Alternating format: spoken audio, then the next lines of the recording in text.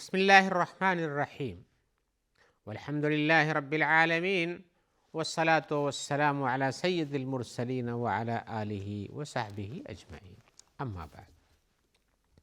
محترم ناظرین کرام، احکام دین کا پروگرام لے کر حاضر ہوں۔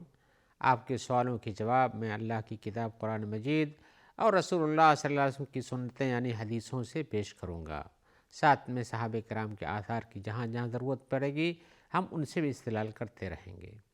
تو آئیے آج کے پہلے سوال کی طرف آتے ہیں۔ آج کا پہلا سوال ہے اور شاید یہ سب کی ضرورت ہو، وہ پوچھتے ہیں کہ اللہ تعالیٰ کا جس میں ہم بڑا نام جو ہے جس کو اسم اعظم کہتے ہیں اللہ تعالیٰ کا اسم اعظم کیا ہے؟ ایک ہی ہے یا ایک ہی ضرورت کے حساب سے ہر جگہ جیسے اللہ کے صفاتی نام ہیں وہ سب بھی نام اسی کی طرف منسوب ہو جاتے ہیں، یعنی جیسی ضرورت ہو اس حساب سے اس نام کو استعمال کرنا چاہیے؟ میں اس کا مطلب ان کے سوال کا سمجھا دوں۔ جیسی ضرورت کا مطلب یہ ہے جیسے آپ کو بیمار ہیں تو شفا دینے والا استعمال کیجیے، آپ کو مجبور ہیں تو اللہ تعالیٰ کی طرف سے جو فارج الہم استعمال کیجیے، یا ہے کہ آپ کو پریشانی اور غم لاحق ہے تو آپ کاشف الغم استعمال کیجیے، یا اسی طرح سے آپ کو رحمت کی ضرورت ہے تو رحمان کا استعمال کیجیے، آپ کو مغفرت کی ضرورت ہے اللہ سے چاہتے ہیں تو غفور اور غفار کا استعمال کیجیے۔ ہمارے بھائی وغیرہ ہیں کہ کیا حسب ضرورت ان ناموں کو وہی استعمال کریں جو کہ اس سے مناسبت رکھتے ہیں، یا کہ ہر کام کے لیے ایک ہی ہے کہ اس میں اعظم صرف اللہ کا لفظ ہے یا کچھ اور بھی ہے؟ وہ اس سوال کو پوچھنا چاہتے ہیں۔ وہ اسے کہتے ہیں کہ ہم نے تو ڈھونڈا تو ہم کو لگتا ہے کہ اللہ کا لفظ جو ہے بہت ہی پاپولر ہے، ہر جگہ استعمال ہوتا ہے، گویا کہ اللہ کا یہ اتنا اہم نام ہے جس کو کسی بھی ضرورت میں استعمال کر سکتے ہیں۔ کوئی کہہ سکتا ہے رب کا بھی استعمال کر سکتے ہیں، تو وہ اس حساب سے پوچھتے ہیں۔ تو ہم بتائیں گے کہ بھئی اللہ کا اسم اعظم کہاں ہے؟ اس سلسلے میں ایک حدیث ہے جس میں اس کی وضاحت ہوتی ہے۔ وہ حدیث یہ ہے حضرت بریدہ کی، جو ابو داؤد و ترمذی وغیرہ میں ہے۔ کہتے ہیں کہ نبی صلی اللہ علیہ وسلم نے ایک آدمی کو سنا جو دعا کر رہا تھا، اور دعا میں کیا کہہ رہا تھا؟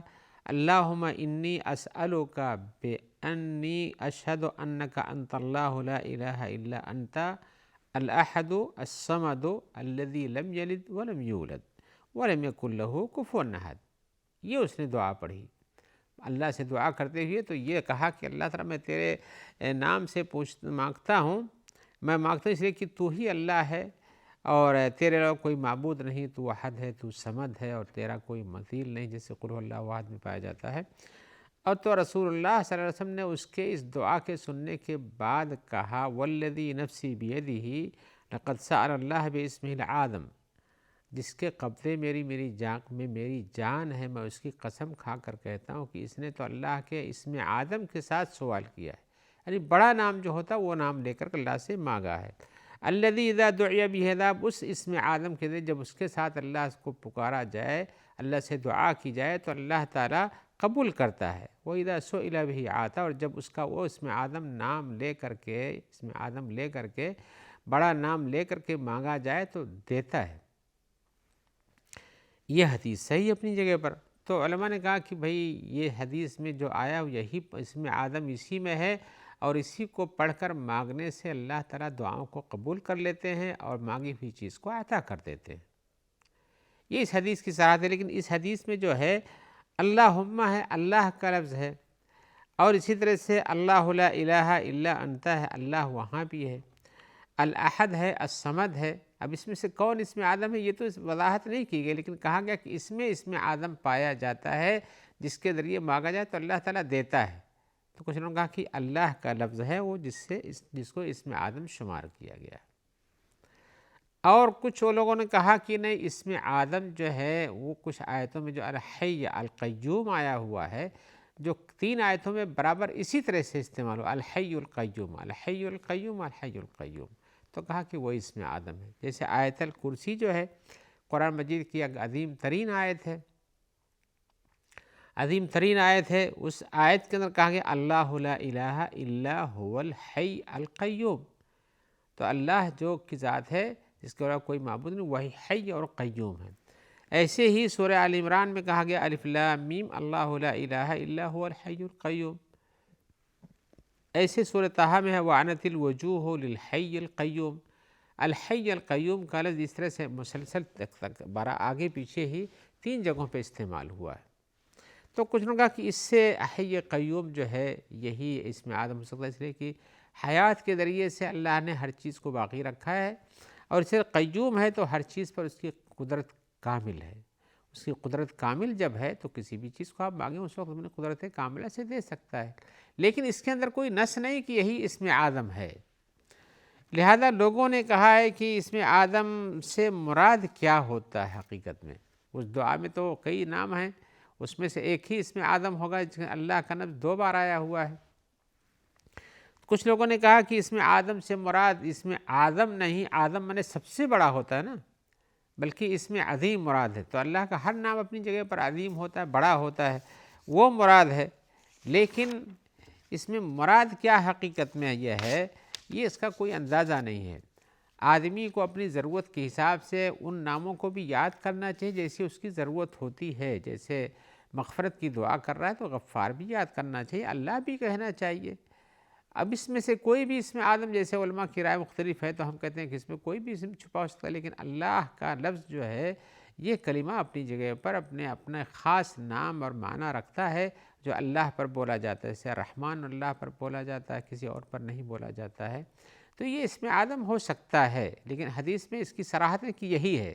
اور نہ اور الحی القیوم کو جو علماء نے اختیار کیا ہے یہ بھی اسم اعظم ہو سکتا ہے. تو گویا کہ وہ تعویل جو علماء نے کہی ہے کہ اللہ کا ہر نام اپنی جگہ پر بڑا ہے، تو اللہ کے 99 ناموں میں سے کوئی بھی نام آپ کو لینا چاہیے اور لیتے رہنا چاہیے.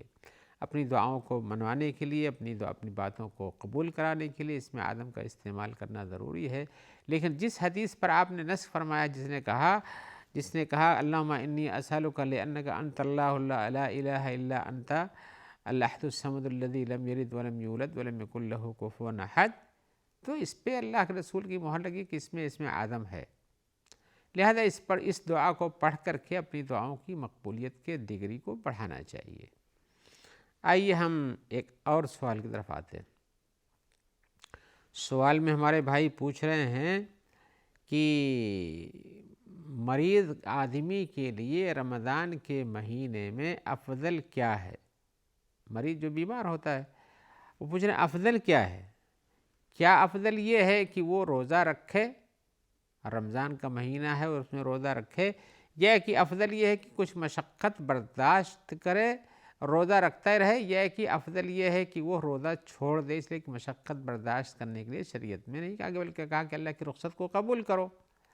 تو کیا افضل ہوتا ہے؟ حقیقت یہ کہ اس مسئلے پر علماء کا شدید اختلاف ہے. کچھ لوگ کہتے ہیں نہیں، اگر تھوڑی مشقت سے روزہ رکھ لیتا تو روزہ رکھنا ہی افضل ہے.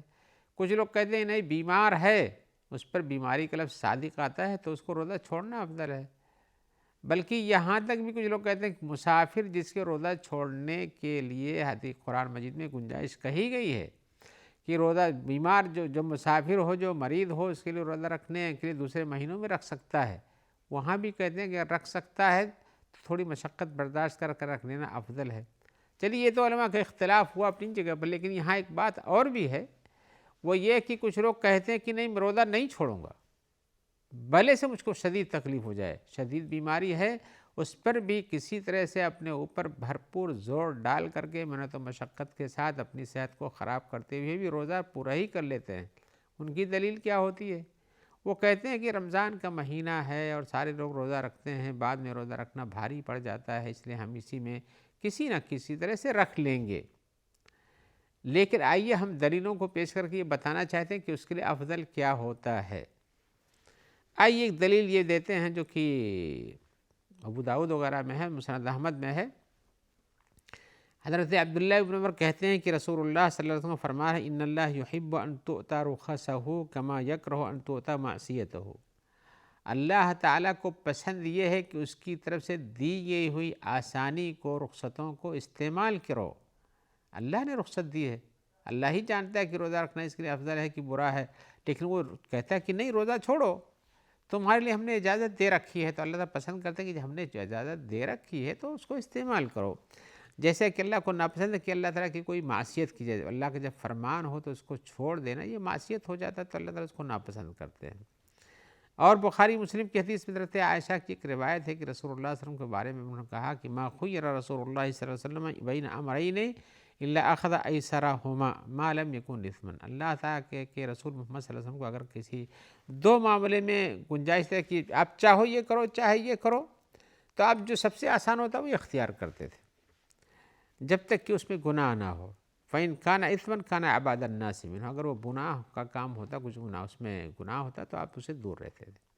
تو گویا کہ رسول اللہ صلی اللہ علیہ وسلم کے نزدیک آسانی کا اختیار کرنا یہی پسندیدہ تھا، اور اسی طرح سے آپ اس آسانی کو استعمال، جب حرام کام ہو یا مکروہ ہو تو آپ چھوڑ دیتے تھے، لیکن جہاں تک گنجائش رخصت کی ہے، مستحب ہے، تو آپ کسی بھی مستحب کو پکڑ لیتے، اور کوئی ضروری کہ اس کو رکھیں اس طرح سختی کے ساتھ۔ اور علماء نے اسی پر کہا ہے کہ مریض آدمی کو مشقت کے ساتھ روزہ رکھنا مکروہ ہے، مکروہ ہے، گویا کہ نا پسندیدہ کام، اس لیے کہ اللہ تعالیٰ نے چھوٹ دی اور آپ کہتے ہیں نہیں ہمیں چھوٹ نہیں لینی ہے، تو وہاں مکروہ قرار دیا ہے۔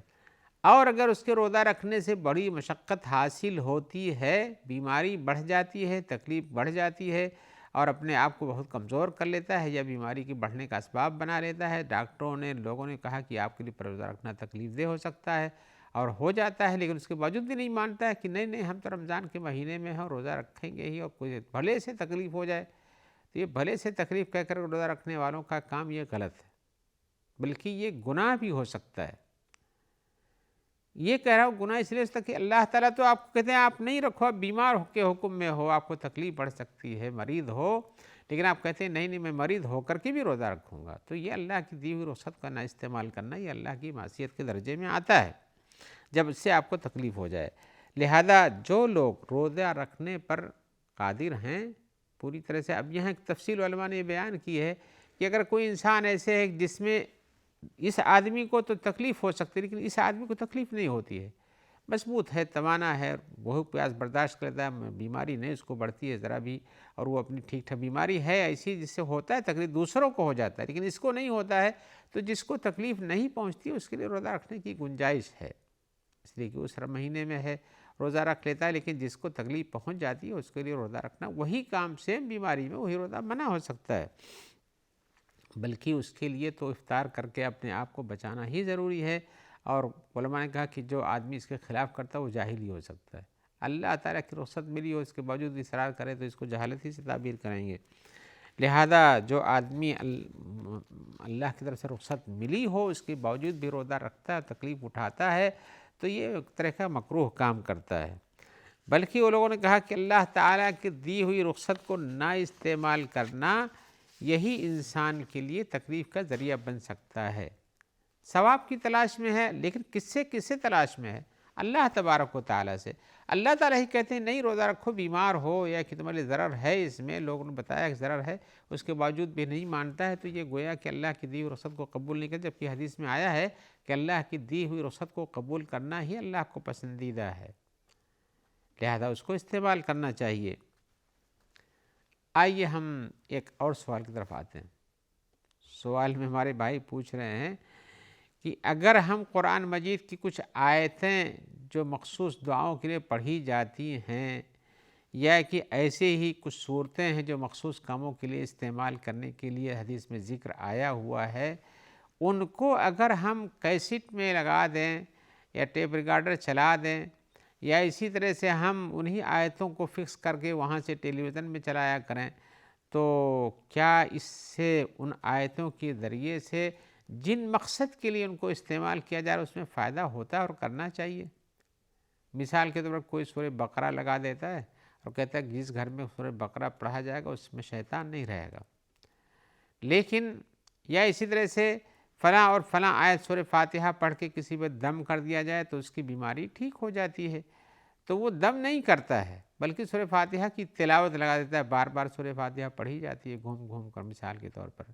یا کسی کو یعنی اور بیماریوں سے محفوظ رکھنے کے لیے آیت الکرسی پڑھتا ہے، یا کہ قل رب الفلق یا قل رب الناس پڑھتا ہے، اس قسم کی آیتیں یا صورتیں اور بھی جہاں ہوتی ہیں ان کو پڑھ کر کے جہاں حدیثوں میں تذکرہ آیا کہ ان سے فائدہ ہوتا ہے تو ان کو لگا دیں، ان کی تلاوت ہوتی رہے، اپنا نہیں پڑھے. تو کریں کہ کیا اس طرح کا حکم جائز ہے، اس طرح سے کرنا چاہیے؟ ہم جواباً کہیں گے بھائی قرآن مجید کو آپ سننا چاہتے ہیں، آپ سننا چاہتے ہیں یا کوئی دوسرا سننا چاہتا ہے تو آپ وہاں کیسٹ لگا لیجئے، ٹیپ ریکارڈر لگا لیجئے، یا اس طرح سے آپ قرآن مجید کی آیتوں کو کہیں سے بھی سنیے، ٹیلی ویژن سے سنیے، کسی قاری صاحب سے سنیے، کسی اور سے سنیے. ان سب کا فائدہ، سننے کا فائدہ تقریباً وہی ہے جو پڑھنے کا ہے، اس لیے دونوں میں توجہ آپ کی ہوتی ہے. تو سننے کا فائدہ ہے، لیکن آپ کا مسئلہ یہاں سننے کا نہیں. آپ کریں کیا اس کو جھاڑ پھونک میں استعمال کیا جا سکتا ہے، یا اس کی طرح سے دم جس پہ کیا کہ اس کو فائدہ ہوتا ہے اس کام کے لیے چلایا جا سکتا ہے. تو ہم یہ کہیں گے بھائی دیکھو، پڑھنے کسی کے اوپر جھاڑ پھونک کرنے کا یا کہ اس پر دم کرنے کا عمل کوئی انسان کرتا ہے اور اس کی ایک نیت ہوتی ہے خاص، اور جس کو کر رہا ہے اس کے ساتھ اس کی توجہ ہوتی ہے، اور کبھی کچھ آیتوں کو پڑھ کر کے کسی پر دم کیا جاتا ہے، جس سورہ فاتحہ کی بات مثال کے طور پر، تو وہاں ایک آدمی ہوتا ہے جس کام کو اپنے دل کے ارادے سے کرتا ہے اور اسی طرح سے دوسرے پر پھونک مارتا ہے، اور اس طرح سے دوسرا آدمی اس کو محسوس کرتا ہے اور وہ ہوتا ہے. تو اگر ایسے ہے تو ٹھیک ہے، لیکن آپ وہ کیسٹ لگا دیں جو ٹیپ ریکارڈر میں چلتا رہے، اور آپ یا ایک ہی ٹیلی ویژن میں لگا دیں چلتا رہے، آپ کو سننا نہیں ہے. وہ تو آپ تو سناتے ہیں تاکہ اس سے شیطان بھاگ جائے، یا سورہ بقرہ لگا دیں شیطان بھاگ جائے. کچھ لوگ کہتے ہیں کہ اس طرح لگا دینے سے فائدہ ہوتا ہے، لیکن میں کہتے ہیں فائدہ آپ کو جزوی طور پر ہو سکتا ہے، محسوس ہوتا ہو، لیکن حقیقت یہ ہے کہ اس میں خود انسان کو پڑھنا چاہیے. جس کا مسئلہ ہے اس کو بذات خود اس پر عمل کرنا چاہیے.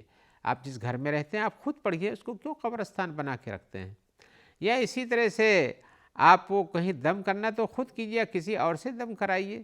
ایسے ہی ٹیلی ویژن پہ یا ایک ہی ٹیپ ریکارڈر پہ لگا کر کے آیتوں کے سن لینے سے دم نہیں ہو جاتا ہے. تو حقیقت میں ان چیزوں کے بارے میں سوچنا چاہیے. اس لیے اعتقاد اور نیت کی ضرورت ہوتی ہے، اور اسی طرح سے بذات خود کرنا پڑتا ہے. یوں کوئی کہیں سنتا ہوا پڑھتا چلا جائے اور آپ سن لیں تو اس سے آپ کا دم نہیں ہوتا ہے. لہذا اس بات کو دھیان رکھنا چاہیے. کچھ لوگ مانتے ہیں کہ اس طرح فائدہ ہوتا ہے، واللہ عالم. آئیے اسی جواب کے ساتھ ہم آپ سے اجازت لیتے ہوئے چاہتے ہیں کہ انشاءاللہ دوبارہ آپ سے ملاقات ہوگی تو آپ کے سوالات ہوں گے، اور ہماری جانب سے ان کے جواب بھی کتاب اللہ اور سنت رسول اللہ صلی اللہ علیہ وسلم کی طرف سے دیے جائیں گے. جب تک اجازت چاہتے ہوئے ہم دعا کرتے ہیں کہ اللہ تعالیٰ آپ کو خیر سے رکھے، اور ہمارے جو بھائی آپ تک اس پروگرام کے پہنچانے میں تعاون فرماتے ہیں، اللہ تعالیٰ ان سب کو بھی خیر سے رکھے اور اچھا اجر عطا فرمائے. السلام علیکم ورحمۃ اللہ وبرکاتہ.